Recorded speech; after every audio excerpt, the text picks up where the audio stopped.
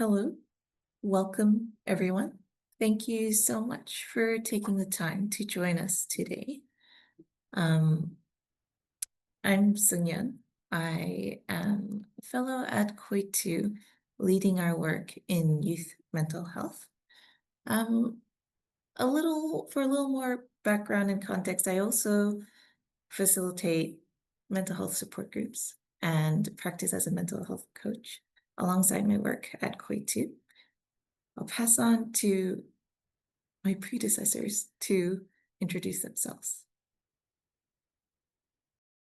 Kia ora, everyone. Thank you so much for joining us today. Ko Jess Stubbing toko ingoa. My name's Jess Stubbing. I'm an honorary fellow in youth mental health at Koitu.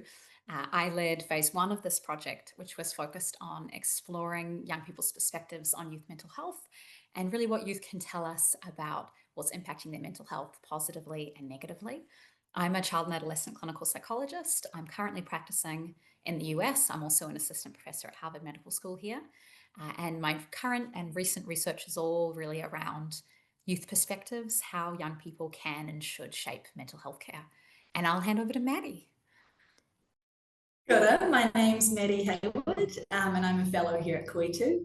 I research youth mental and I've particularly looked at the ways that we can address youth mental distress in Aotearoa New Zealand, and I led the second phase of this project. But outside of my role at Koitu, my research experience within mental health has been quite varied, ranging all the way from policing to decision-making in voluntary mental health care. Great, thank you both.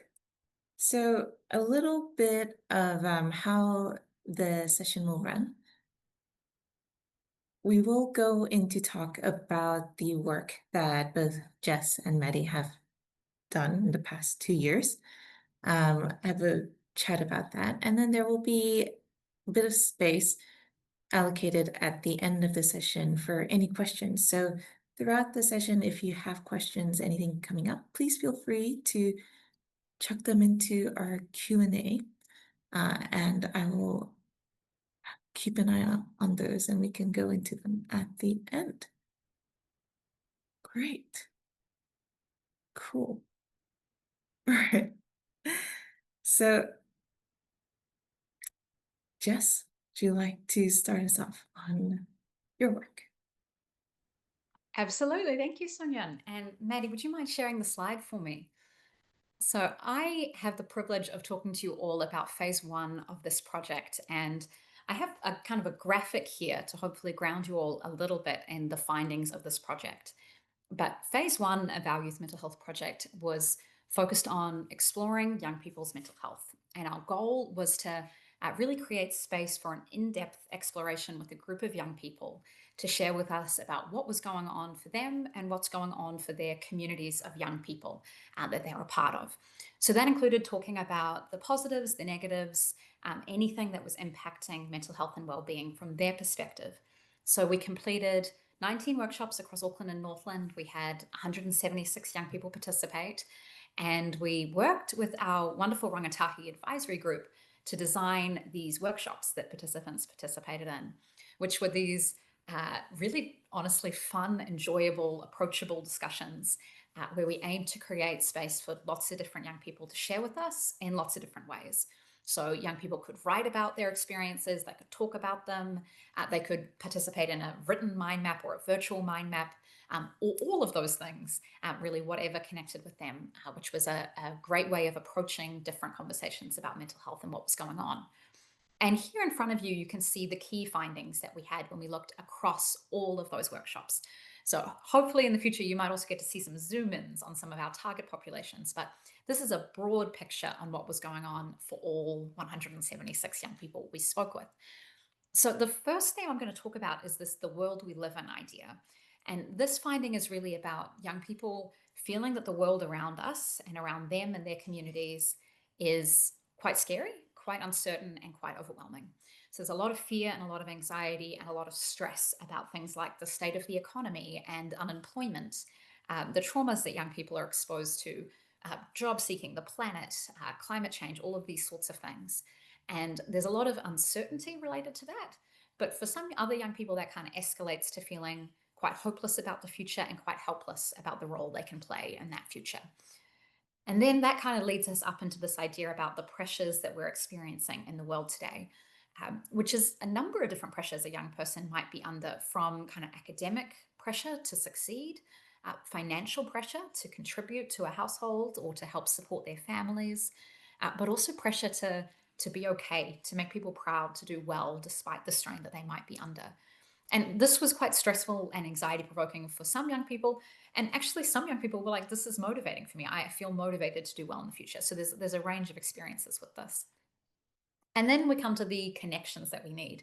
And I really appreciate this theme because it speaks to both how something can be incredibly helpful when we have it, and how it can make us feel quite isolated and quite heavy when we don't have it. So those young people who had strong connections, this was often about interpersonal connections. So connections to friendships and family members in a more immediate way, but then also at this more kind of broad community level, things like being connected to peer groups, or if they were a person of faith, to a church group or to their iwi, or to an extracurricular or a sport. So kind of these more immediate connections, but also these broader connections. And then also connections that weren't necessarily about people, like connection to nature and connection to green space.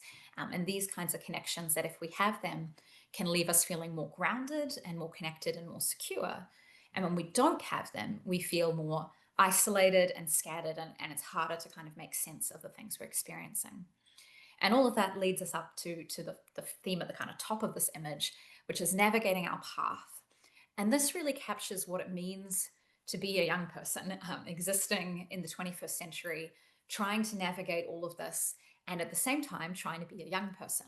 So I know a lot of adults might see this and think, well, adults are also dealing in an uncertain world and experiencing pressure and needing connection.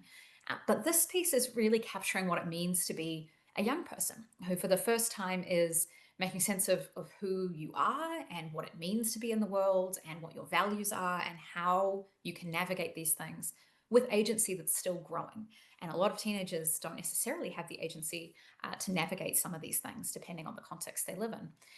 So this is a lot about identity and making sense of yourself, but also about making sense of your place in the world, the kinds of coping strategies that are going to work for you, your sense of your own resilience, almost as a sort of identity that can form around that. So it can make up a lot of things for young people. And then you'll notice I didn't speak at all about social media yet. And I do that quite intentionally because social media really feeds into the heart of all of these things, but it doesn't comprise a single individual issue that sits on its own. What we find in these conversations with young people is that social media amplifies the positives and it amplifies the negatives. So, for example, when we talk about the pressures that we experience, social media can mean we're exposed to a lot more pressure, like pressure to look a certain way or pressure to act a certain way. It might also mean we're exposed to more negative parts of the world we live in, like seeing graphic images of violence around the world, these sorts of things, experiencing hate speech online. But it can also provide opportunities for hope about the world we live in, like engaging in online activism. And it can obviously, of course, for many young people, provide an important source of connection and community. So that's a brief overview of these findings. We go into a lot more depth in these in our report and also into the peer-reviewed article that we have online. And as I say, hopefully we will in the future be able to dive more into how these ideas and other ideas presented for other specific groups of young people. But I'm going to hand over to Maddie to talk about phase 2 of the report, where we really work to build on these findings into some tangible recommendations. Fantastic. Thanks, Jess. So essentially my job was to come in and really research how we might address these factors contributing to youth mental distress. So I reviewed local and international research to really identify some evidence-based actions we could take to address these themes that Jess identified and the impact of social media. And essentially, I found that we should really be taking actions across 6 broad areas. The first is about targeting sources of distress.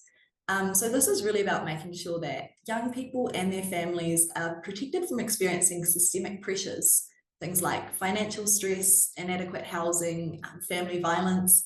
These can all undermine well-being, and their impact actually starts sort of right from the very beginning of life. So it's really critical that we take a very early preventative approach here. But this area was also about needing to confront the impact of discrimination and inequity within society in New Zealand, and also addressing the threats to social cohesion. The second area was about equipping young people with resilience. So there's quite strong evidence that there are really impactful things we can do, again, right from the very beginning of life, that can help build resilience in young people and help them sort of navigate the ups and downs that they will encounter in adolescence. Actions here are about promoting maternal mental health, promoting bonding between children and caregivers, and enabling enriching experiences within education, particularly early childhood education. And it's also about wrapping young people up with lots of social support. And this kind of leads into the next area, which was about enabling experiences for young people to connect and belong.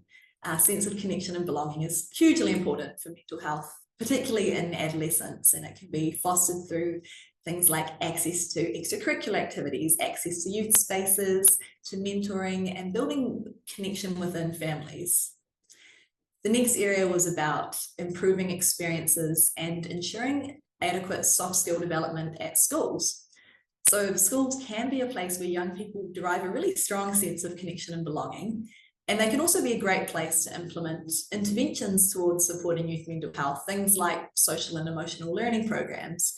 But the challenge here is that these kinds of programs really need to be evidence-based, they need to be culturally appropriate and developmentally appropriate. Otherwise, they risk having no impact or a negative impact. And the challenge here is also making sure that we're not overburdening schools or teachers. This area was also about reviewing curricula and sort of thinking about what do young learners today really need. And it's also about making sure that young people have support when they're getting to the end of school, when they're taking those next steps and figuring out what's next for them in life. The fifth area was about making mental health support more accessible.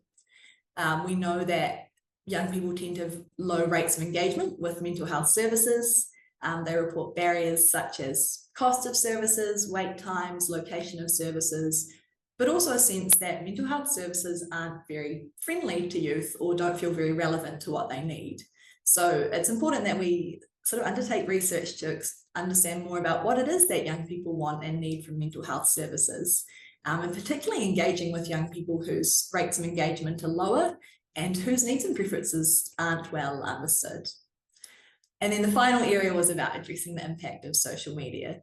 So all the research tells us that social media can have positive and negative contributions to young people's mental health, but obviously the digital world is becoming increasingly ubiquitous, so it's important that we quite quickly figure out how it is that we can keep young people safe online and enjoying positive experiences in online spaces while being protected from harm. And we think there's a critical role here for education as well as regulation of social media platforms. But yeah, across these 6 areas, it becomes clear that there's not really one thing that we should be doing for youth mental health. Unfortunately, there is no silver bullet, nor is there one person or agency or group within society who should be responsible for this. If we want to support young people, we really need commitment across all levels of society towards a coordinated, strategic, and really long-term approach. Something that really marries up the evidence about what should work best with what it is that young people here in New Zealand want and need.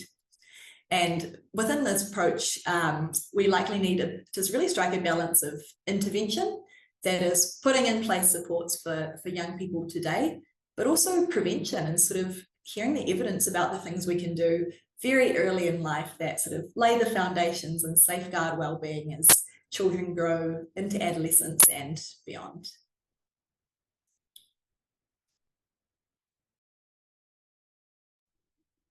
Thank you so much, Jess and Maddie, for telling us quite a lot about the work that you have been doing in the past 2 years.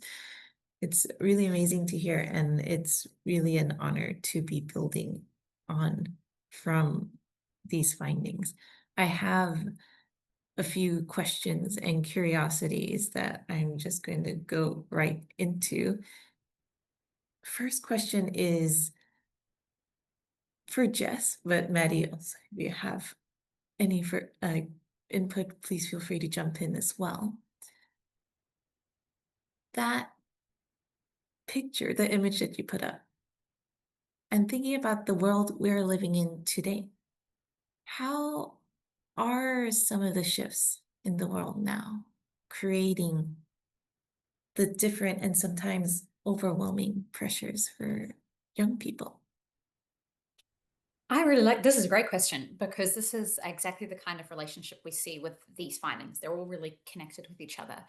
And so what we see is that the world we live in is shifting. So we're seeing more existential threats. We're seeing more rising unemployment. Obviously, is a huge issue at the moment for young people. We're seeing changes to the cost of living. We're seeing changes to the climate, which impact directly on young people's sense of security in their housing. For example, some of these workshops happened pretty quickly after the flooding that happened in Auckland. And so that had an impact on some of these things. And there's a feedback loop here between living in a stressful world where there's a huge amount of uncertainty, there's loss of trust in institutions, there's huge economic uncertainty, and then this overwhelming pressure to still do great, to do great, to strive, to succeed, to just work hard, you'll get ahead, this kind of idea. And there's also a lot of shame and stigma when a young person isn't, quote unquote, achieving or striving in a world that is hugely uncertain and chaotic and stressful. And so it creates a situation where a lot of young people feel stressed and feel anxious.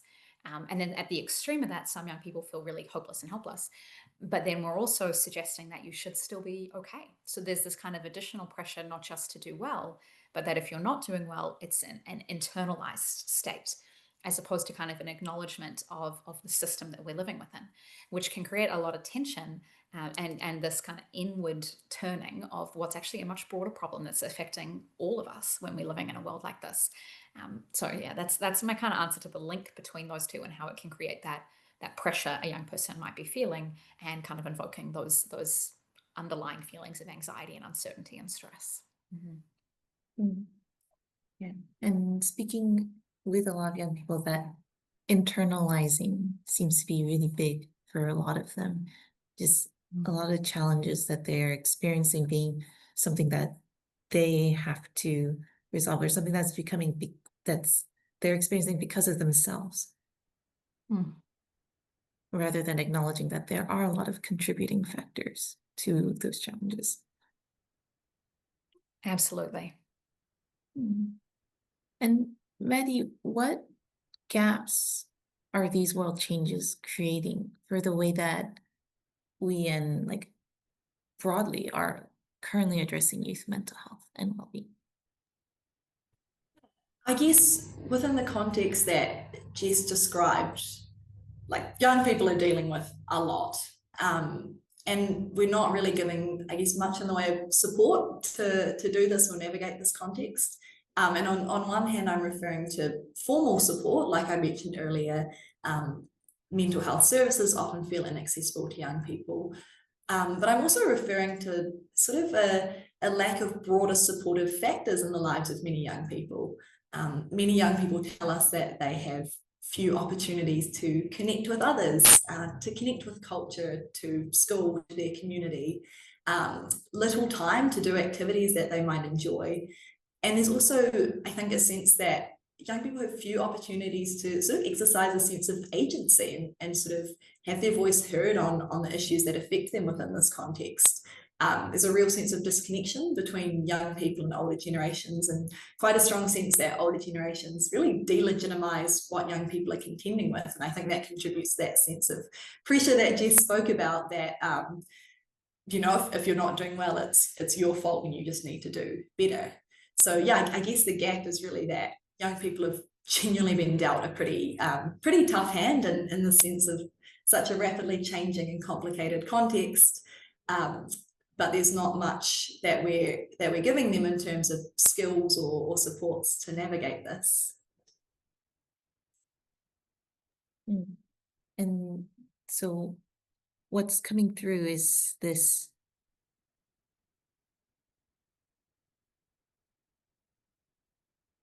emphasis or need to help equip young people with the resources and the resilience and also the confidence to take on that agency, have agency and to be able to address the challenges that they may encounter or they are experiencing. Jess, for your phase of the work, something that really stands out is the importance of facilitating young people's identity formation. How would doing this support their mental health? Yes, identity formation is so fundamental to human development, but particularly to adolescent development and what it just means to be a young person and what it's always meant to be a young person. You know, you can go back decades in the research and you'll find discussion of identity formation. And adolescence is really this time for figuring out who we are and what matters to us and the direction we want to take in our lives and all of those pieces as well. And for some young people, this can be a very straightforward process. They know who they are, they know what that means. And for other young people, it can be more challenging.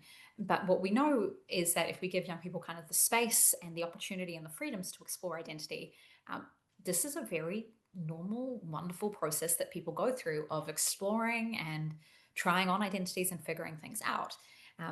And when we create space for that, when we create opportunities for that, and when young people are free to navigate through that process, they experience a lot less anxiety about who they are and what it means. When we remove kind of some of the political contention around identity, we can create a lot more freedom and a lot more safety. When we are experiencing, say, like hate speech or discrimination related to our identity, that can obviously cause an enormous impact on our mental health because it's also related to that fundamental shaping sense of who we are. And I know when I say identity formation, a lot of people think I'm kind of exclusively talking about gender identity and sexual orientation, and I am speaking about that. This is hugely relevant to that. But I'm also talking about things like navigating your faith and your cultural identity, making sense of your sense of yourself and your purpose in a much more broad way. So this can really be relevant to a lot of different young people when the identities you hold or you think you might hold are being kind of stereotyped and presented in a particular way in the media, or there's a narrative being constructed around that. It can leave you feeling very anxious and overwhelmed, and it can lead you to retract into yourself and become more isolated. And all of those things can have a really big impact on our well-being, as well as the immediate impact or trauma of discrimination and hate speech and those sorts of things somebody might be experiencing. So on the positive side, it can at its best help us connect with others and make community and make meaning out of life and all those great things. But it's very difficult to envision a hopeful future for yourself when your identity is being attacked or targeted, or when you're not free to explore and shape that. Yeah. And seeing how one's identity is so closely connected with their resilience and ability to address the life's challenges, having that sense of who they are or who I am attacked would really shake up someone's ability to be resilient. Absolutely. And also we form identities around our sense of resilience too, around, am I the kind of person who can cope with things like this? That's something we learn in adolescence.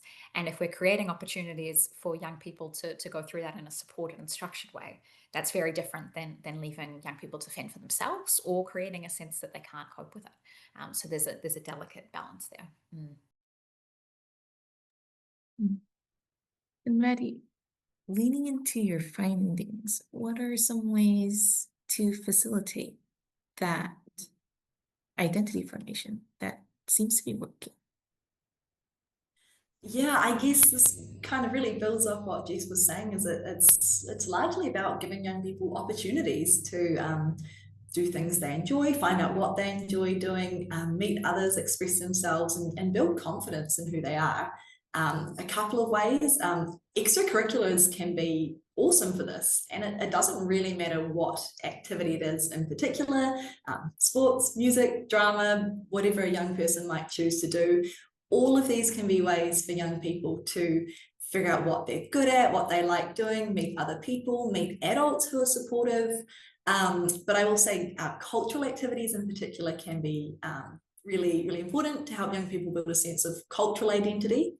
And also volunteering can actually be huge as well. It helps young people feel more connected to community, and sort of empowered to enact change on a local or larger scale, and really build identities around agency. And yeah, that's great because it can tackle that sense of bleakness about the world that we've discussed already. Access to youth spaces is really important as well. On one hand, I'm talking about sort of formal spaces like youth centres, that's really important, but also just spaces within a young person's community that they can go, which are free, accessible, welcoming to having young people hanging around. Basically places outside of school or the home where young people can express themselves and meet others. But yeah, as Jess said, really critical is the action here about addressing discrimination, and that really necessitates, I think, quite a frank discussion about what tolerance we have for discrimination sort of at large in society in New Zealand, but also really embedding policies within the places where young people spend much of their time, whether it's schools, universities, digital environments as well, that really accept no tolerance for discrimination, just recognising the undercutting effect that can have on young people's identity formation. I really like what you said when you said spaces that welcome young people or are welcoming for young people. For sure, I think there's often like spaces that are theoretically free and accessible may not be welcoming to young people. Like, I think there's this cultural concept of young people like loitering or hanging around. So really young people being able to be out in public, that's actually huge for developing a social identity and sort of feeling like you're part of society. So yeah, youth friendliness of public spaces in general is hugely important. Yeah. And I imagine that in having these spaces and what it really means to create a safe space for a young person would be a space that allows a young person to come as they are and engage authentically. 100%, yeah. Pulling some threads together with resilience and what we've talked about so far, something that's standing out is connection. Jess, could you tell us some more about how connection ties into enhancing young people's well-being? Yeah, I'll second something that Maddie said earlier. Connection is so fundamental for everybody's mental health, but particularly for young people. And as we link back to that identity question, it relates to things like finding community is a big piece of connection and feeling part of community. But it's also helpful in a very direct way for things like if you have connections, you can get advice, you can get help on some of these things you're navigating for the first time. You can get support to problem solve, which is something that is hugely hard for anyone to do, regardless of how old they are. You can also get that kind of immediate feedback of like venting and sharing and catharsis that can come from that. Feeling less alone, like this is this shared experience we're navigating together. This is not just me who feels this way is huge. Those can all be really meaningful experiences for somebody who's maybe already having a little bit of a tough time with their well-being or who's navigating something tricky. But also connection is this wonderful source of positive human emotion, which is we can get so stuck on the things that feel heavy. But often our connections are where young people are having fun and where things feel light and joyful. And it's really important to remember that mental health and well-being and finding your own pathway to that is not just about navigating the tough times. It's about what brings life meaning and purpose and positive emotion too. And so connection is kind of an opportunity to both navigate the storms and also to build meaning. It can be very grounding to the world and also to that shared purpose and that goal. And I spoke briefly about connection to kind of green space in nature, which is also quite grounding to the world we live in and connection to each other in that broader sense. And then social media, of course, is one way of building that connection for young people, for building those support networks, for enjoying the internet. A lot of social media is fun for young people, but then we also do have to think about how we create space for offline connection too, because we don't want to end up in situations where social media is the only source of connection or support for young people. And I would echo exactly what Maddie already said about that. Those safe, accessible, free spaces, third spaces that young people can be a part of is so essential to this as well.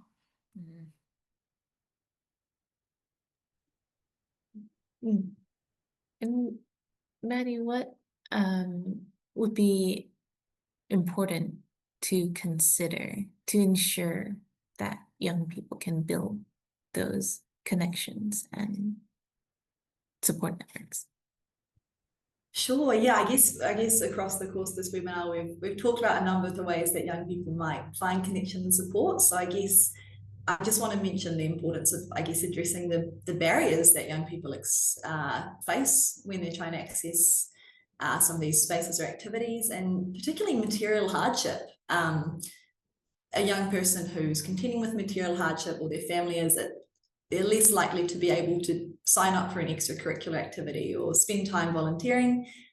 We know we have lots of young people in New Zealand who are working so they can support their families financially, or they're spending leisure time doing childcare or helping families in other ways. So it goes back to something I said right at the start about how important it is that we are, targeting the sources of distress for young people, and particularly systemic pressures like family, financial stress and poverty, and sort of really connecting the dots and realizing that if we don't target those things, they're actually ripple-on effects to sort of the opportunities that young people have, and it can undermine things like connection as well.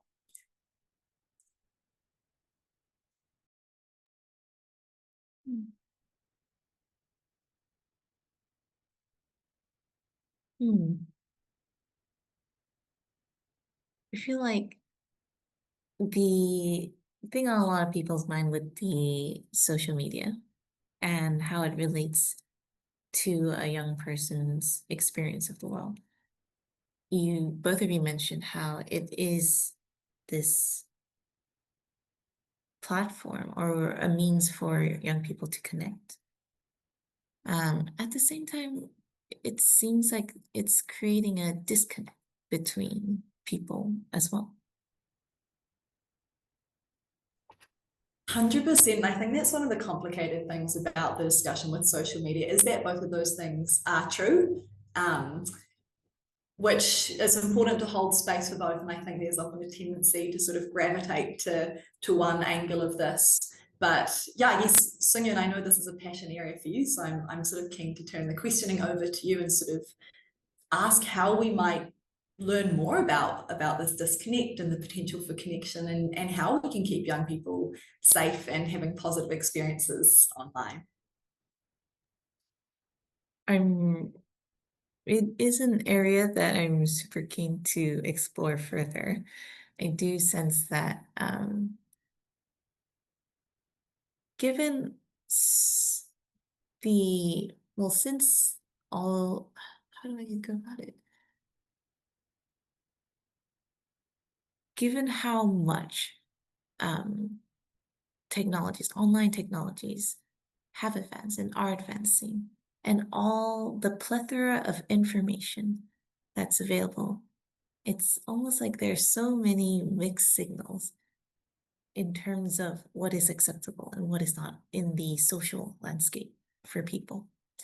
And I'm getting a sense that not just between young people and adults, but young people and their peers, and just between one person to another, the way that we are talking, interacting, and connecting with each other it's changing, and there's a lot of distance there. So I'm very keen on a lot of the work that we'll take on now going forward, building off of this incredible body of work that has been completed, is exploring that. What do those bridges look like?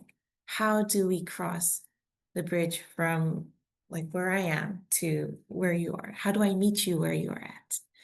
That would be the core of the work that I will be looking into. That sounds, yeah, really interesting. I'm super excited to sort of see what you find as you get into this. And yeah, it sounds like you're really talking about maybe changing boundaries and norms, I guess, as digital environments adapt. And I think that's a fascinating thing to look into. Yeah. So on one part, we do have to learn how to address a lot of the things that are changing given the digital environment and how that is continuing to change. So things like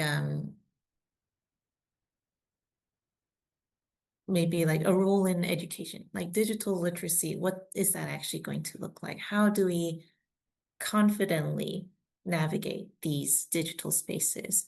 And then the other sense is, how do we bridge that disconnect? How do we engage with each other in a way that is meaningful, in a way that is fulfilling and supportive and connects one human to another?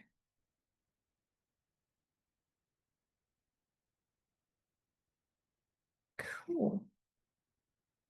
Great. So we will go now into our Q&A bit. Thank you so much, everyone, for sending questions through. There are a lot of really cool, really interesting questions, and I'll let Maddie and Jess decide which to take on. Would either of you like to start?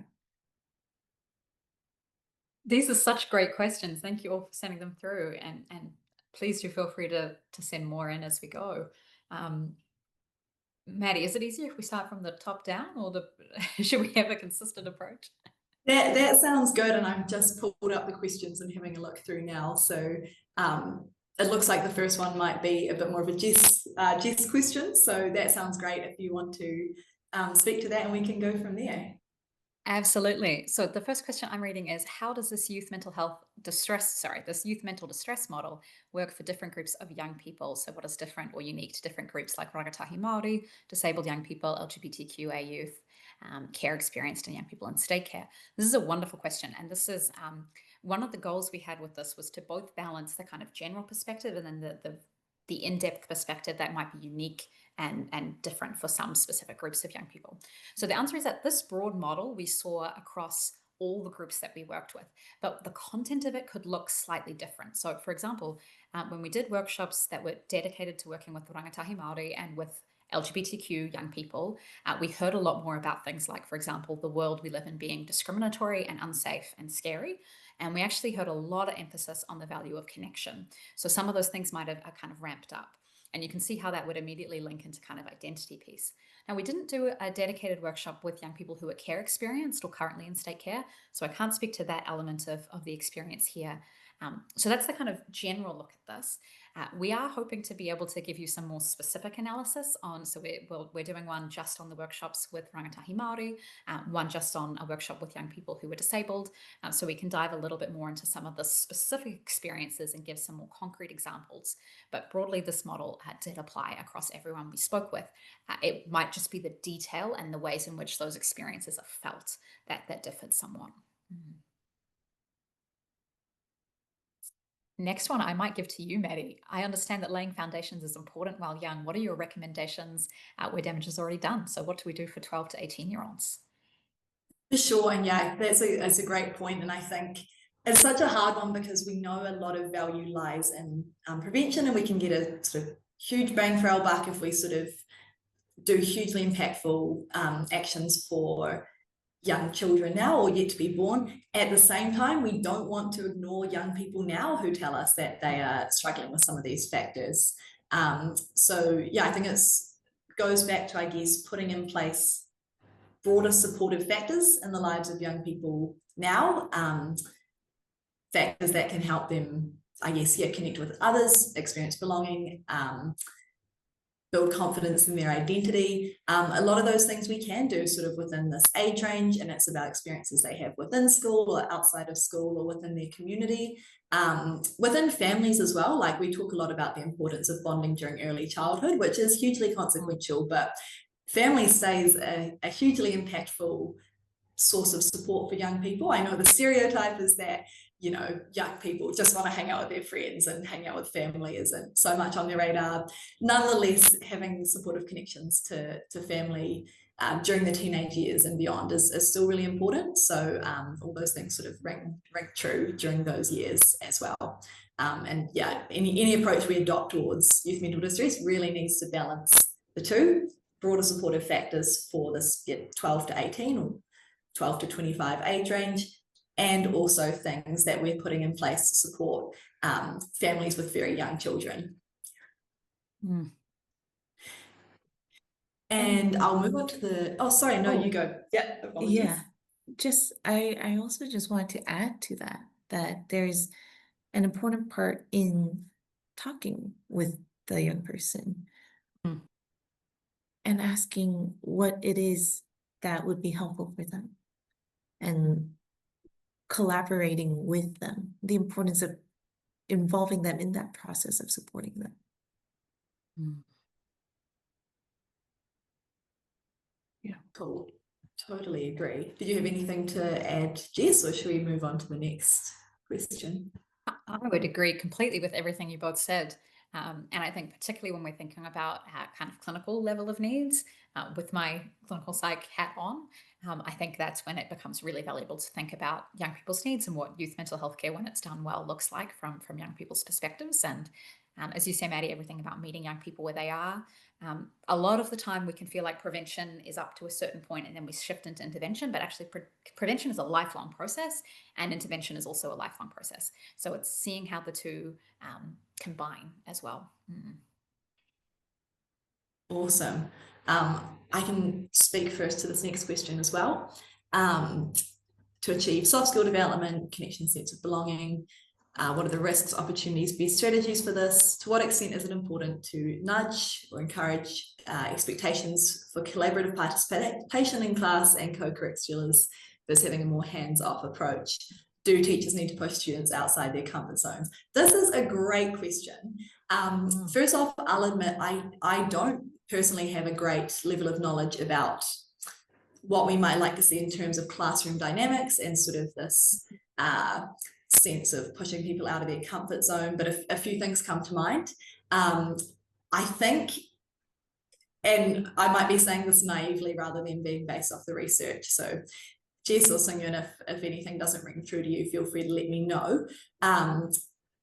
My sense with this is that there can be great value in sort of encouraging people out of the comfort zone and playing an active role in things like school and class. And we've talked a lot about different identities that young people might develop.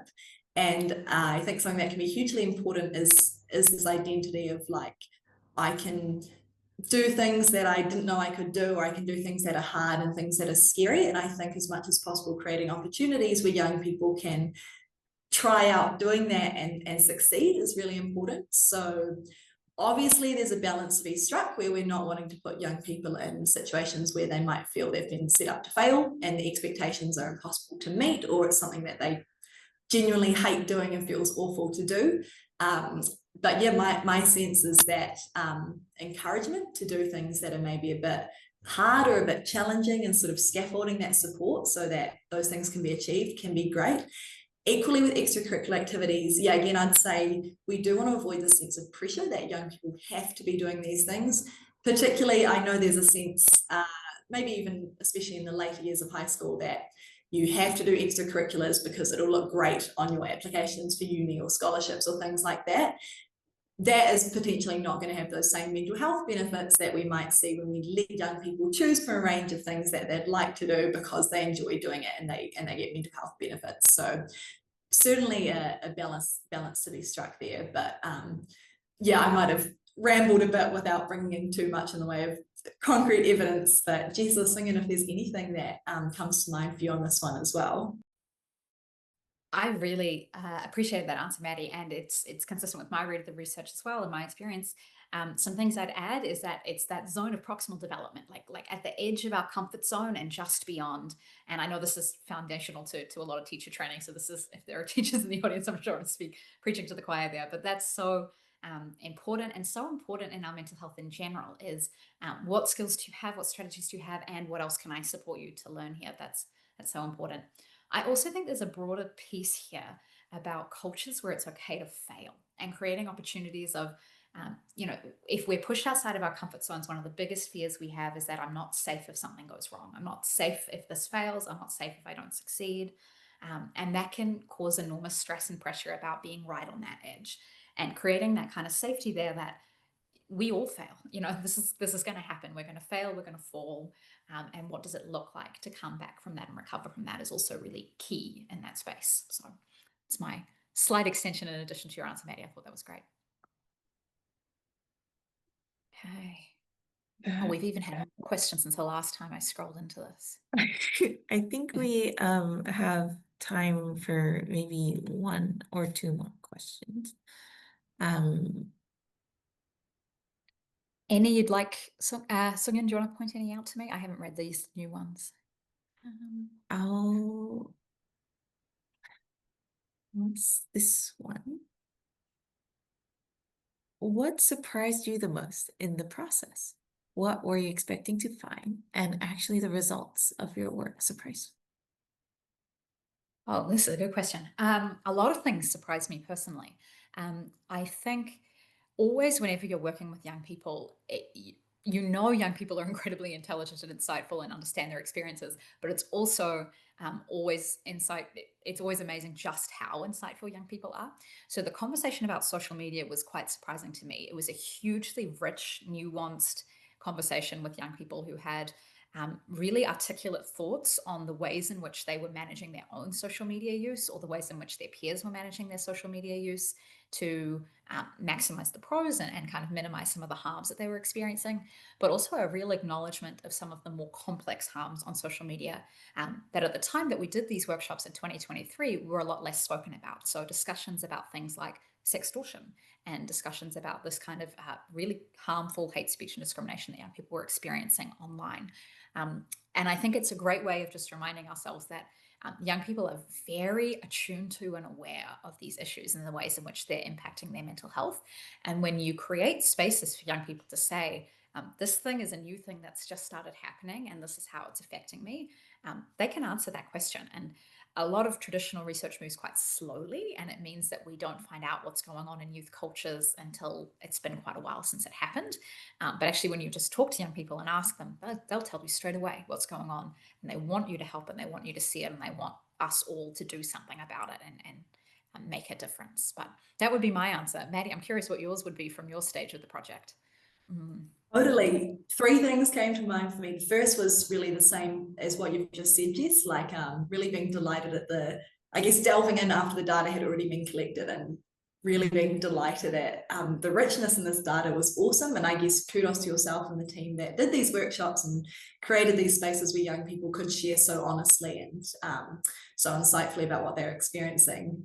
That's such a wealth of knowledge we now have that we can ground our mental health approach upon. The second thing, I guess, that surprised me was really seeing the sense of generational disconnect that young people often describe, or this sense of older generations delegitimizing what they're going through. Because if I talk to people in my lives who are slightly older than me, or a generation or 2 older, about the research I was doing and sort of particularly this picture around the context that young people are contending with, that they're acutely aware of and often quite affected by, lots of people would say, oh, but every generation's like that. My generation contended with this, and my generation was stressed out by this, and that's just part of being a young person. It really, brought to life this generational disconnect that our young people spoke about. So that was surprising to me. I guess that's not really something that I was aware of or remember from when I was an adolescent myself. And then the third thing that surprised me, I guess, was how hard it is to kind of get a comprehensive picture of the many different interventions for young people that are currently happening in Aotearoa New Zealand. Often you'd stumble upon something and think like, oh, this seems like this would be really cool and helpful for young people. It's really aligned with the evidence, and often it's hard to tell what impact it had for young people. I know it's hard for many of our NGOs and services to evaluate and report outcomes. So I'd love to see more infrastructure around that. And also just hard to sometimes get a sense of a bit of a paper trail of what's happened within our mental health scene and why. And often you'd stumble upon something from 10 or 15 years ago and be like, oh, what a cool intervention. And it just seems like it ended, and you're not quite sure why and if it might come back, or so that was quite surprising to me. Maybe that's because just sort of where I was at prior to stepping into this body of research. But yeah, and Seungyeon, was there anything from your end that surprised you? One thing that's really coming through, and I am humbled by it again and again, is the immense and growing capacity for young people to engage and learn, and their desire to learn and adapt. And so there's so much potential and opportunity there to help support them to engage in that strength. And for them, like, help them gain what they need to navigate their lives in a way that is meaningful and fulfilling for them. All right. Well, I think we're coming to the end. We do have a lot of questions remaining, and we will talk about how we want to address these afterwards. Before I go into closing, any final things to share, Maddie, Jess? Just a huge sense of gratitude. This was a really wonderful project to be a part of. We worked with truly some of the most remarkable, incredible, insightful, thoughtful young people, both in the kind of leadership of this project. We had a fabulous Rangatahi advisory group who were shaping the research questions we had, the ways we approached this work, the workshops themselves. We had wonderful research assistants, many of whom were young people themselves.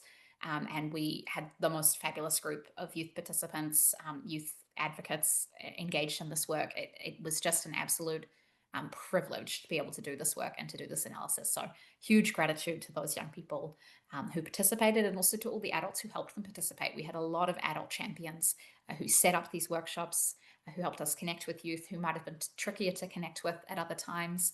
And yeah, a lot of gratitude to the community for coming together to create a piece of work like this. It was a huge team effort. Awesome. Yeah, final thoughts for me. I'm stoked I got to be a part of this research as well. And yeah, I hope it's helpful. I think within our reports, there are insights for everyone. I know there was a question in the Q&A about, are you aiming to, support policymakers with their decisions? I hope that everyone from government to community can find some insights in our reports. I think there are actions there for everyone. Like I said at the start, this is something that everyone in society has a role to play, from government all the way down to schools, iwi, hapu, families. So yeah, I hope the findings are helpful and insightful. Great.